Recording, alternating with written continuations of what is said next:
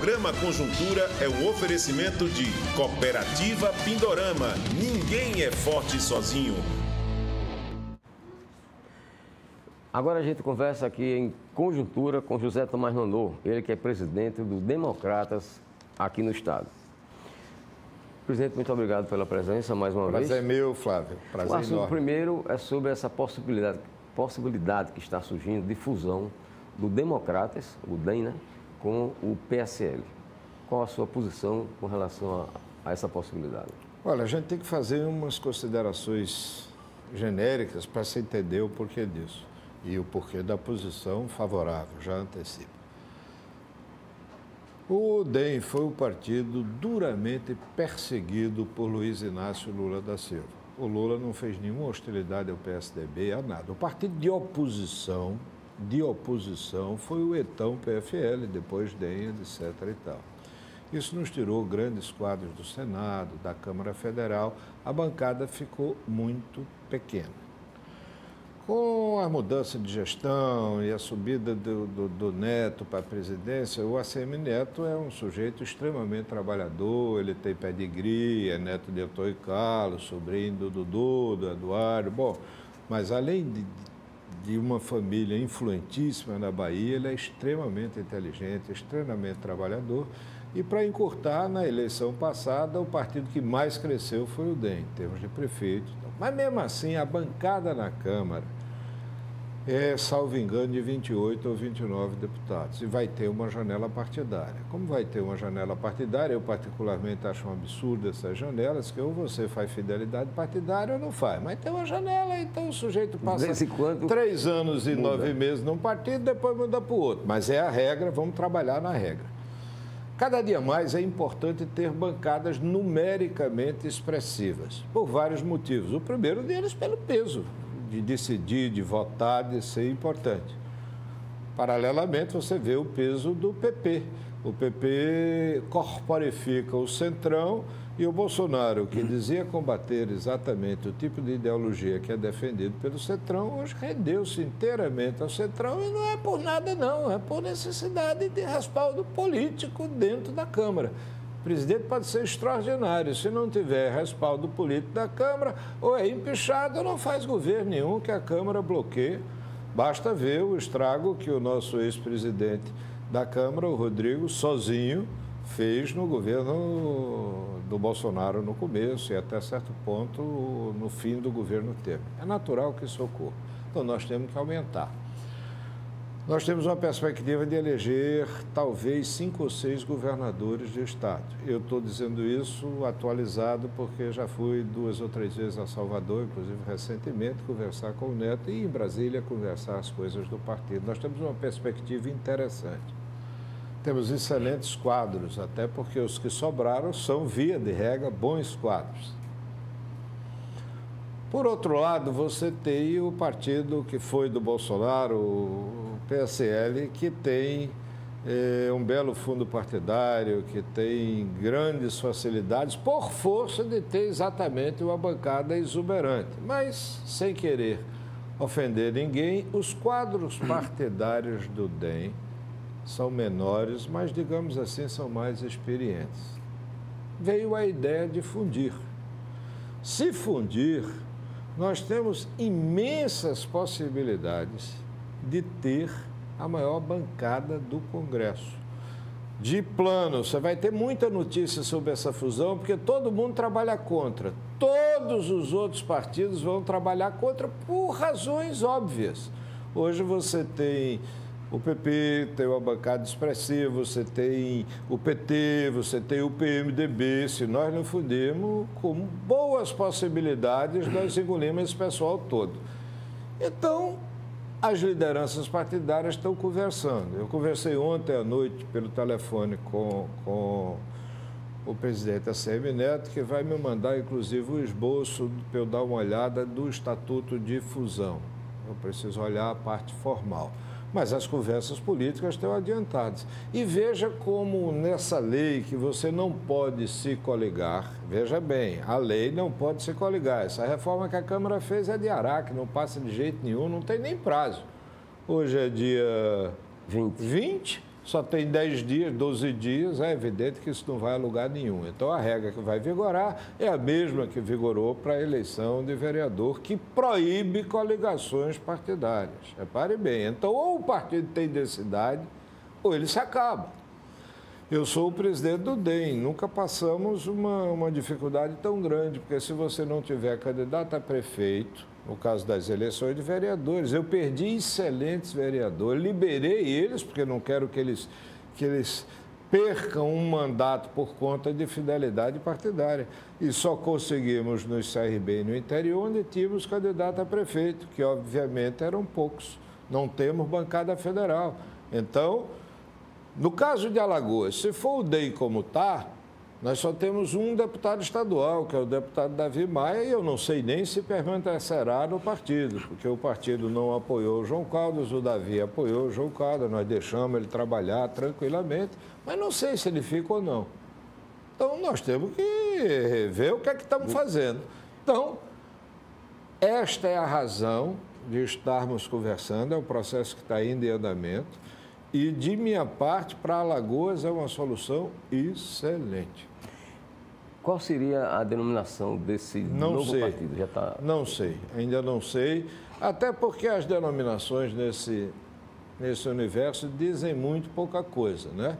O PFL, por exemplo, foi um grupo de dissidentes, de 32 dissidentes do PDS, que se rebelaram contra a direção do partido, que era de Zé Sarney. Do PDS, estou falando lá para trás.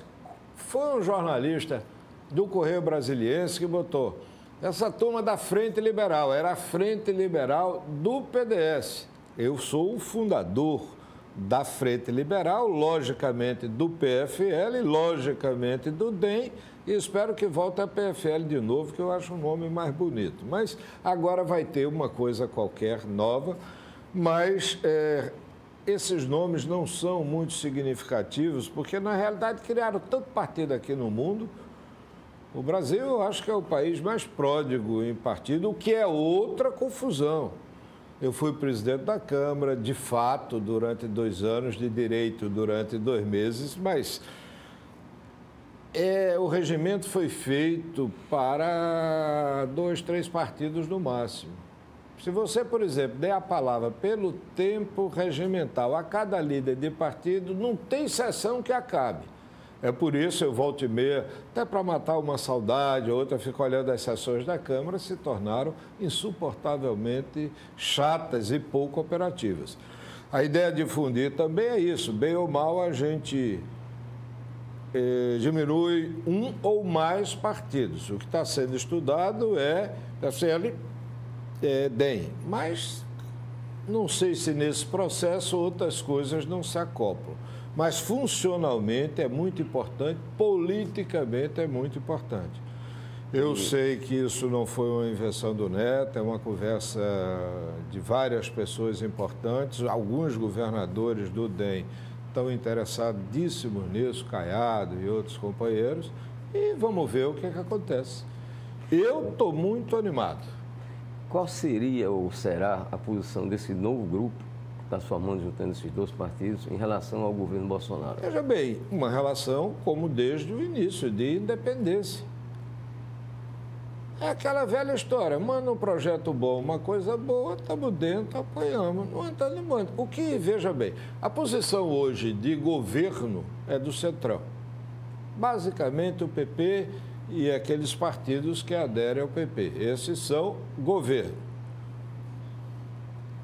A oposição é o PT e aquelas outras coisas que gravitam em torno, o PSOL, não sei o quê, pererê. Bom, essa é a oposição. O MDB eu nunca soube, desde que o Ulisses morreu, eu não sei bem o que é que ele é. Pergunte aos próceres do MDB, que talvez eles consigam, minha ciência é pouca, eu não chego a tanto. Esse bloco que se quer propor é um bloco denso, representativo, habilitado para fazer vários governadores, e bancada de deputado federal pesada, que é o que importa hoje em dia. Eu acho que vai ser ótimo, inclusive para o quadro político, para o eleitor. O eleitor precisa ser motivado. Eu acho que é uma carência, da mesma forma que algumas pessoas procuram a terceira via para presidente da República, etc. e tal. Eu acho que é interessante ter uma aglutinação partidária diferente. Eu confio no Neto, que é quem está conduzindo esse processo, o ACM Neto, e acho que a solução encaminhada vai ser a melhor possível. Tem problemas, claro, sempre tem o Estado onde a liderança não aceita, não quer. Mas veja bem, isso é da política. Em todo lugar não existem soluções unânimes e quando elas são unânimes são desastrosas. Vamos ver como é que a gente negocia isso. Você falou agora há pouco na terceira via. Sim. Esse grupo pode dar um nome para a terceira via? Não sei, veja bem, se falam em alguns nomes, eu particularmente acho muito difícil a tal terceira via para a presidência da República, por uma questão simplíssima. Nós estamos há um ano da eleição, um ano mesmo da eleição. Não se faz candidato a presidente da República em um ano. Muita gente diz, mas o Bolsonaro foi completamente diferente. O Bolsonaro passou 4 anos fazendo campanha. O Bolsonaro teve aqui em Alagoas, eu cheguei a conversar com ele uma vez, em campanha, 2 anos antes da eleição. Apenas os segmentos dominantes da imprensa, que têm outras preferências, as grandes redes de comunicação, que têm outras preferências, diziam, esse cara é maluco, ele não ganha eleição de jeito nenhum. Cansei de ver, vamos falar de pesquisas sempre certas, as da Datafolha. A Datafolha disse que o Bolsonaro não ia a lugar nenhum, perdia para Deus e o mundo. Quando ele ficou mais claro que ele ia para o segundo turno, começaram as pesquisas, ele perde para qualquer cara no segundo turno. Está aí não apenas presidente da República, como negando as verbas para a Rede Globo e para o Datafolha e para a Rede Folha e para o Estadão, na maneira Bolsonaro de ser. Eu não estou defendendo, eu estou dizendo como é. Então a candidatura foi trabalhada e o grande mérito foi descobrir que podia peitar a esquerda. Ninguém quis peitar a esquerda. Eu votei no Alckmin no primeiro turno. Procurou o apoio do Centrão, dessa turma toda, deu no que deu. O Bolsonaro tem um grande mérito. Desmascarou a esquerda deste país. Denunciava, essas coisas todas. Então, eu não vejo como nessa tal terceira via se viabilize alguém num espaço de 6 meses, porque 6 meses já tem que ter convenção, propaganda. Os nomes não vão a lugar nenhum. Vou começar pelos do DEM.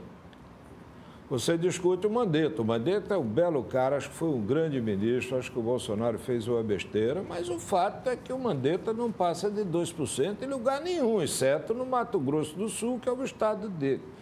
O outro é uma estrela ascendente, o presidente do Senado.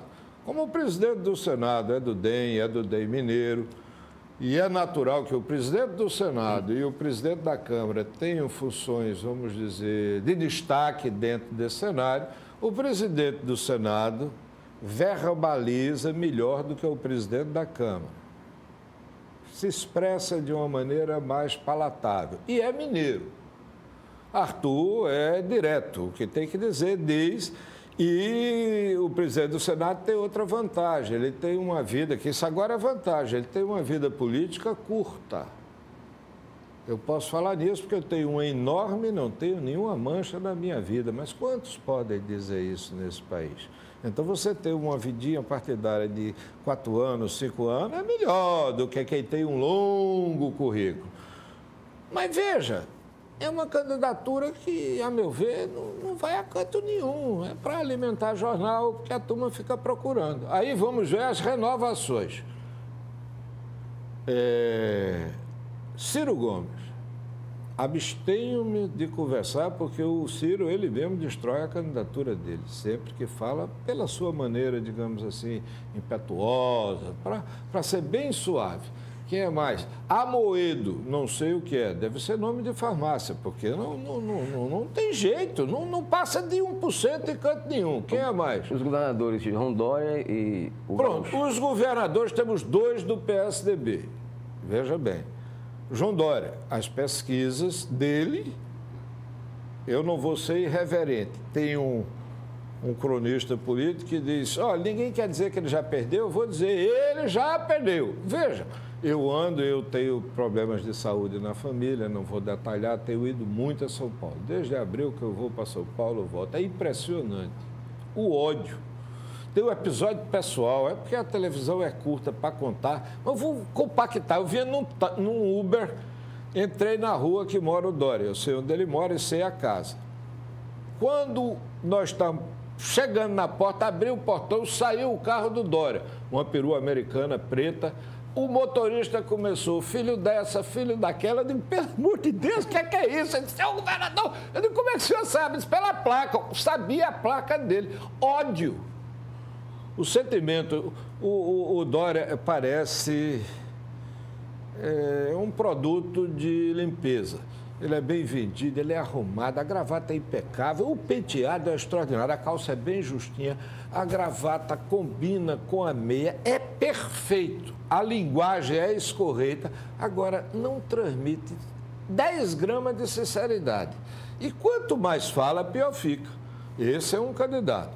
O outro eu não conheço. Dizem ser talentoso, dizem ser um cara bom, já ouvi. Minha amiga Solange, ministra, acha ele um cara extraordinário, etc. e tal. Mas veja bem, não existia politicamente até declarar no programa do Bial que tinha um viés homossexual. Não tenho nada que ver, nada contra o homossexual, não tem nada demais. Acho estranho apenas que a pessoa anuncie isso no programa e ele quadruplique os seus seguidores. Seguidores não querem dizer eleitores. É bastante diferente, porque senão a Madonna ia se eleger, Neymar e outros caras que têm trilhões de seguidores. Então, não acho que seja um quadro nacional. Pode até ser candidato e pode ser um bom candidato. Mas eu estou olhando para o segundo turno que haverá necessariamente. Para mim, o segundo turno, e eu posso morder a língua, mas estou dizendo o que eu acho, com sinceridade. O segundo turno é Lula e Bolsonaro. A essa altura, duas pessoas para lá de conhecidas e o eleitor vai ter que votar. Não adianta dizer, eu não voto no Bolsonaro e não voto no Lula. Isso é um desejo. Muitas vezes eu tive vontade de votar para governador em pessoas que não saíram candidatos. E a gente tem que votar no que está na prateleira. O Padre Cícero, ao que eu saiba, não é candidato. O representante do Ceará é Ciro Gomes. Quem gostar de Ciro Gomes, boa viagem. É simples. Hoje, arriscaria um palpite de Bolsonaro ou Lula? Continuo achando que se a eleição fosse hoje, é o Bolsonaro. Eu não fico seduzido pelas campanhas, porque eu me lembro da eleição passada. Todos os institutos erraram todas as previsões. O Datafolha errou 21 estados do Brasil. Como é que eu vou? E o cara adivinha aqui. Se for... E quando você começa a ver uns números assim, difíceis de engolir, que se fosse ainda com alguma sutileza, Lula fez 34, o Bolsonaro fez 32. Eu acredito que o Bolsonaro teve queda. Acredito.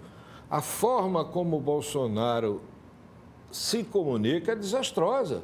Se o Bolsonaro fosse mudo, ele era um excelente presidente e era um candidato que já ganharia a eleição.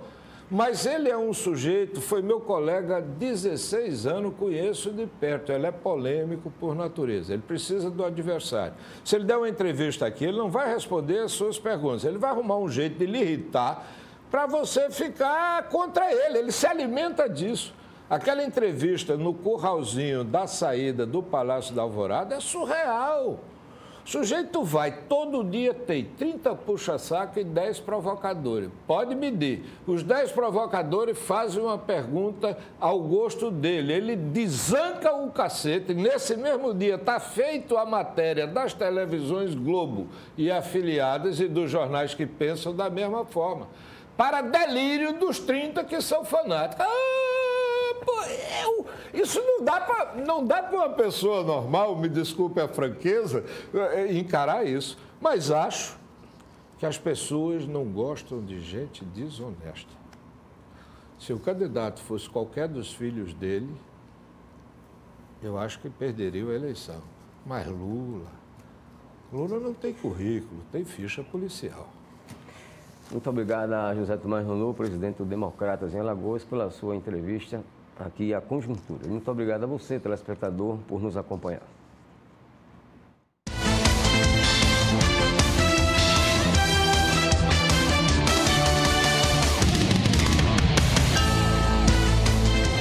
O programa Conjuntura é um oferecimento de Cooperativa Pindorama. Ninguém é forte sozinho.